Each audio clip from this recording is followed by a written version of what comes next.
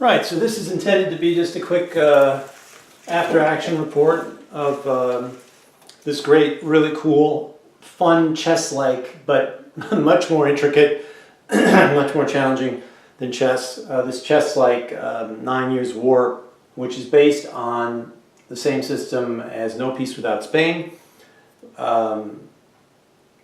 which were both released by Compass Games in the last few years.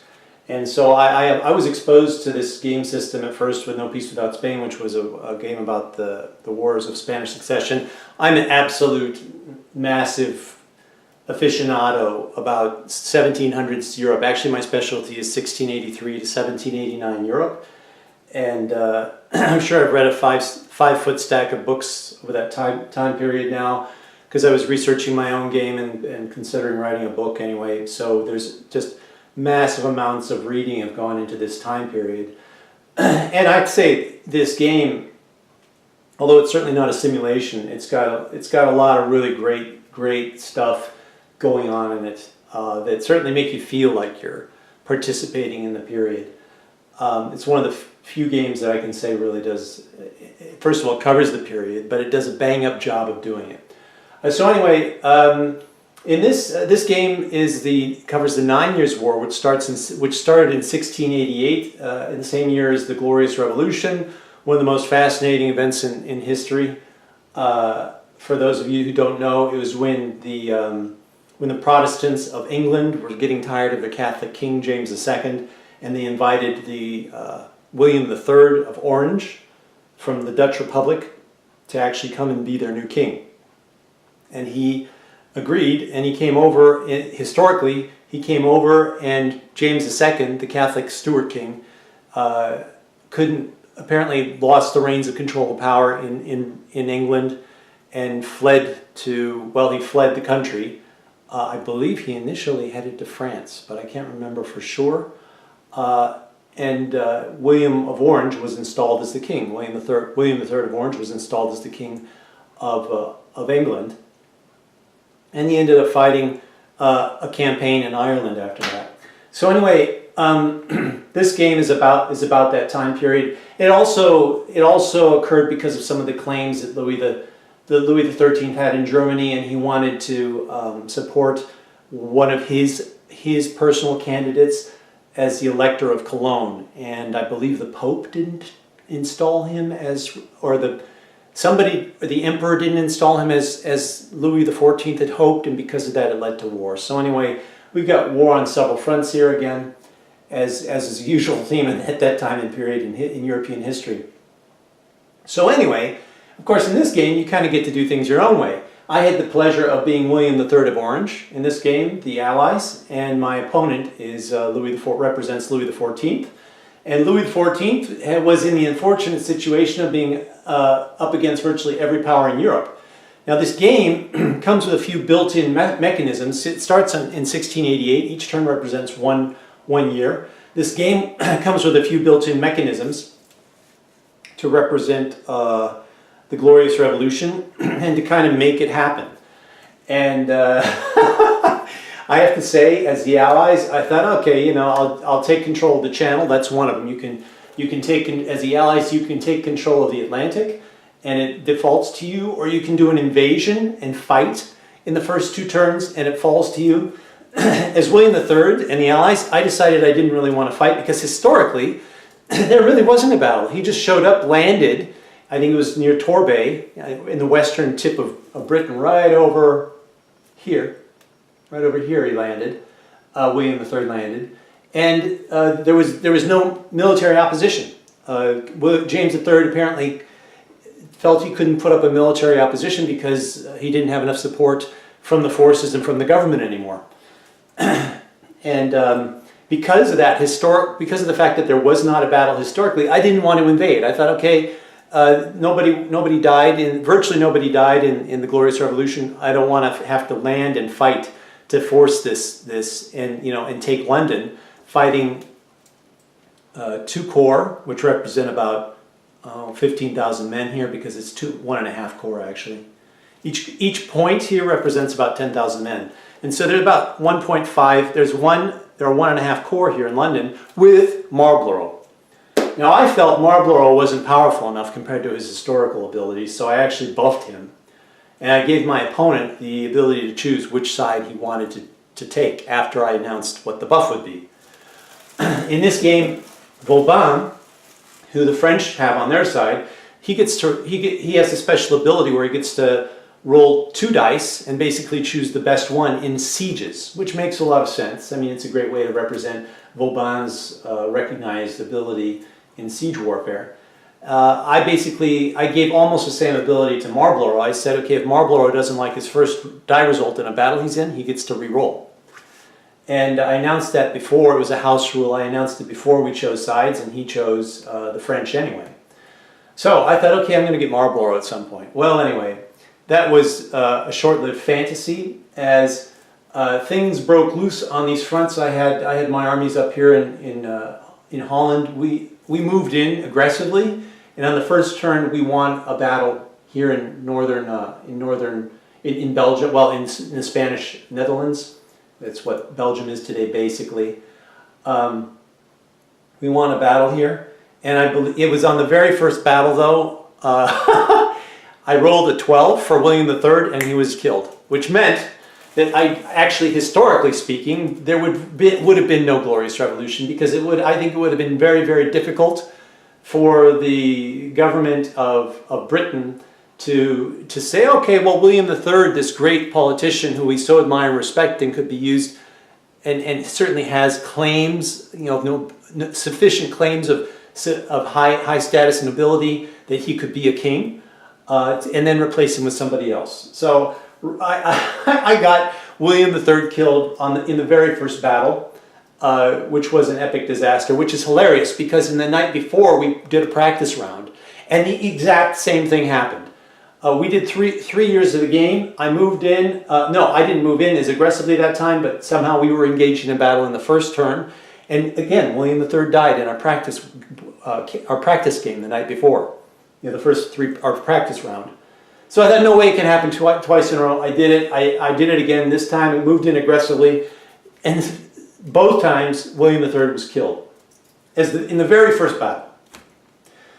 So there was a problem there because that made it so that I could not be involved in large invasions, because there's this rule where if you move with William III, you can actually do an invasion fleet with 6 corps. I told you each corps is about 10,000 men at full strength. You can do an invasion move with about 6 corps instead of the standard 2 corps, and that is a huge difference because it made it so that I couldn't move into Britain with overwhelming force anymore. Then, right after that, in the very first event round that was available to us, that was 1689, because you don't pull event cards in the first turn. The very first event round that was available to us, my opponent pulled Beachy Head, and I built a fleet to take control of the Atlantic. I did take control of the Atlantic, but because of this battle of Beachy Head, which was a successful French naval sortie, historically speaking. In this game, naval warfare is very abstract. It concentrates almost exclusively on the land warfare, which does a great job at. I mean, it's not a great job. It's not a simulation, but it is a very, very good game, and it does a reasonably good job inside of 25 pages of rules, of giving you the feel of what it was like, to fight to be a supreme commander at the time. So anyway. In that second turn, we were involved in quite a bit of conflict here in southern Germany. Louis XIV has been driving on Bavaria, and I managed to move in. And after the loss of William III and the fact that I didn't take London, because if you don't get London as the Allies, it costs you 2 victory points a turn. And if you get to 0 victory points, it's an automatic victory for the French. And I've been bleeding victory points every turn because of that since then. There are a few plans I've hatched in the meantime to perhaps take London, but it's going to be because there was another event that made it so that virtually sealed the deal so that I could not take London. The very next, I believe it was the same turn that he pulled the Beachy Head battle, Beachy Head event card.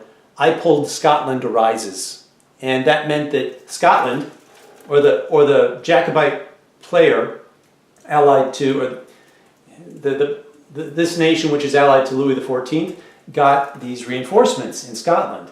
Now, I really doubt the historical validity of this particular move in this situation, because that was an uprising against the Protestant masters who were basically imported from the Netherlands, and they supported their traditional king, James II.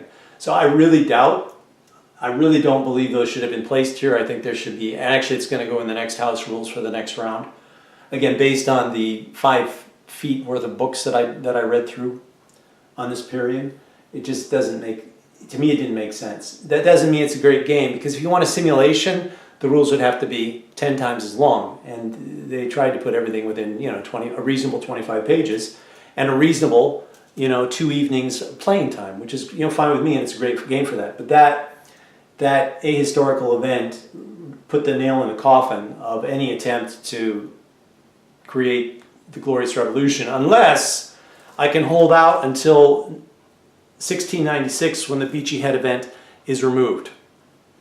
Meaning that I can actually, the Allies can have a chance of taking control of the Atlantic again, but only if I manage to hold on to Amsterdam. Because as soon as, in this game, which is very interesting, as soon as any of these countries, as soon as the ports which have which equip your navies and your fleets have a siege die roll carried out against them, they lose the ability to create fleets.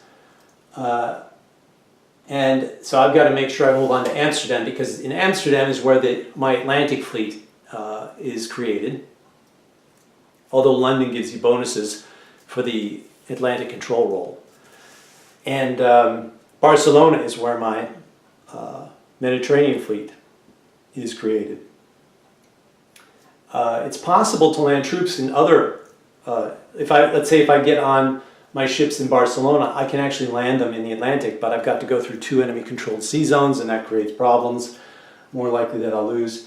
So there, you know, there's an issue there. So I'm still considering a raid against England, although I put the chances at virtually 0 because of the fact that the Scots are sitting there now. I can only bring in 2 corps per move. The Scots have made that virtually impossible now, on top of the fact that I buffed Marlborough.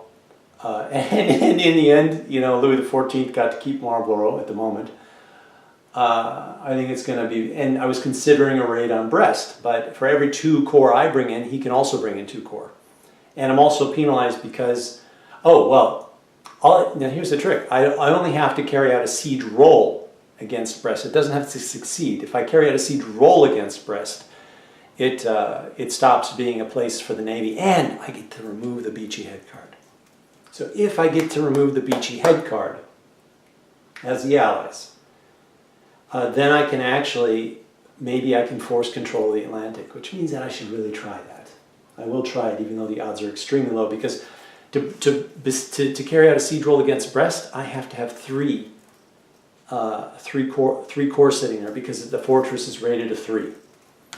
And that's going to be tricky. But again, because I can bring in 2 with one turn, and he can bring in his own, and I've got a feeling he's going to reach for London, and he's going to bring in Marlborough with his corps and a half, and his extremely high rating, and the fact that I buffed Marlborough, so he gets to roll twice for the battle, basically. So that's a problem. But at the moment, in 1691, so we've done 3 complete turns. We're about to start 1691. I've hammered him in northern France and Flanders. I've actually taken control of Bouchain. There was a huge battle there because of the situation where I know I'm up against the wall here with points. I've built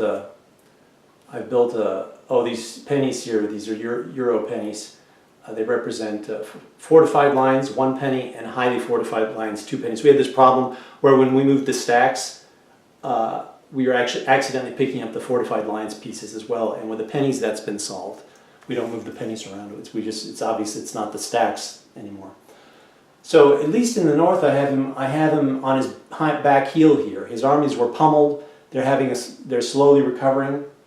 But he's got the upper hand, slight upper hand here in southern Germany. He's actually taken the capital of Bavaria, which makes it so that I cannot reinforce the Bavarian troops anymore, or the corps anymore.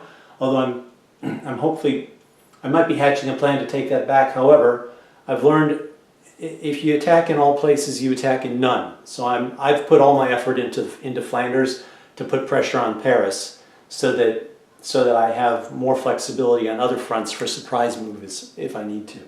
And like I said, the surprise moves I'm trying to implement here are perhaps a raid against Britain or a raid against Brest. In Italy, it's been really just a back and forth game. Savoy just came into the Allied camp, and they've reclaimed this city or fortress of Varua here.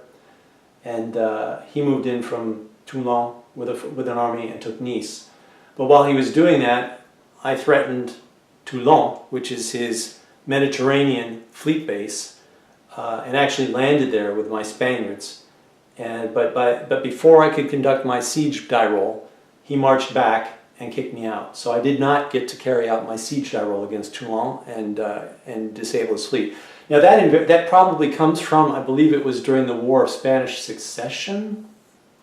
I cannot recall for now. I believe it was the War of Spanish Succession, when I believe it was Prince Eugene, or as they say in German, Prince Eugen, marched. He marched along the Italian coast, the Italian Riviera, and threatened Toulon. He marched into the southern part of France. I don't think he didn't actually make it to Toulon, but suddenly the French who were in charge of that port realized that the French Mediterranean Navy was there and the enemy was approaching, and they didn't want them to capture the ships.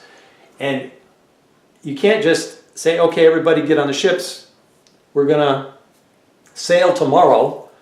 That's a major thing, to gather all the sailors, to prepare the ships. You can't just do it from one day to the next. So they actually, before Prince Eugen got there with his army, they actually scuttled the French Navy in the harbor. And I can't remember how many ships it was, but it was at least, I believe, 30 ships that were scuttled. And Prince Eugen, he didn't take the city. He just threatened it. And so they lost all these ships because of it. Now, in this game, I don't know why it actually destroys the ship-making ability of the port. And I'm not sure, I think that might be a bit extreme. But anyway, that's how it's represented here. So, but it did have some basis in historical fact. So anyway, now I've got this problem as the Allies, where I'm bleeding points, 2 points a turn. The game starts at 15, and if the French can drop that to 0, they have an automatic victory, and if the Allies can take it to 35, they have an automatic victory. And I'm losing 2 points every turn for not controlling London. So that's a serious problem.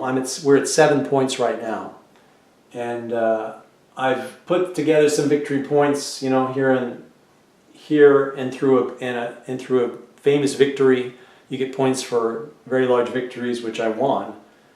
But I think it's going to be a really hard game now, which is kind of embarrassing because I'm actually the much more experienced war gamer of the two of us. This other gentleman who I'm playing against, it's his first game. And I'm really happy to introduce him to the hobby with this particular game. I think it's one of the better ways to introduce somebody to the hobby. And he's really enjoying it. He's really enjoying the game. I don't think he knew that games like this existed. So anyway, so this is kind of where we're at, and I think we're scheduled to do another round tonight. And what I'll probably do is after we play that round, I'll chime in and let you know how that goes, and it'll probably the next action after action update will probably take another 3 years into account to tell you what's happened. And I just do not hold out much hope that the raid on Brest will succeed, because I'm convinced that he's going to counter it with this stack out of London, and I will be maybe if he counters with the stack out of London, that's what'll happen. Here's my plan: if he counters a raid on Brest with the stack in London, then what I will do is I will take London with a follow-up stack. So I'm going to have to, what I'm going to do now is I'm going to feign, this is my major army here, this is my army box. I'm going to take this army, march it to Ostend, announce, I'm going to fake him out and tell him it's to take Dunkirk. I'm just going to say that because there's no, I think even in wargaming, it's a good idea to trick your opponent into thinking you're moving for a different target. So I'm going to tell him I'm going for Dunkirk. But what will happen is two units will move to Brest. He'll respond, I believe, with these because it's the only viable anti-invasion fleet he has on the board right now. These units will move to Brest to counter, and then I will move into London. That's the plan. That's the plan. So anyway, that's the update, and I will be back. And wish me luck.